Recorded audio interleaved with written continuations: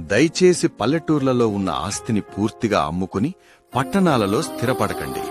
అత్యవసర విపత్తులు జరిగినప్పుడు తిరిగి పల్లెటూర్లలో జీవనం సాగించడానికి అనుకూలంగా చూసుకోండి. ఇది కలికాలం. విపత్తులు ఏ రూపంలోనైనా రావచ్చు. అది కరోనా కావచ్చు, యుద్ధం కావచ్చు, ప్రకృతి విలయతాండవం కావచ్చు. చివరికి మనకు దిక్కు పల్లెటూర్లే. పట్టణాలకు వెళ్లవద్దు అని చెప్పడం లేదు. జీవనోపాధి కోసం వెళ్ళండి, కాని పల్లెటూర్లలో మీ మనుగడని పూర్తిగా కోల్పోకండి. ఎలాంటి విపత్తులైనా తట్టుకుని నిలబడగలిగేది ఒక పల్లెటూర్లు మాత్రమే. ఇప్పుడు కాకపోయినా ఎప్పుడో ఒకప్పుడు తిరిగి పట్టణాలు పల్లెదారి పట్టాల్సిందే. ఆ సమయం ఎంతో దూరంలో లేదు. ఇది గుర్తుపెట్టుకో మిత్రమా.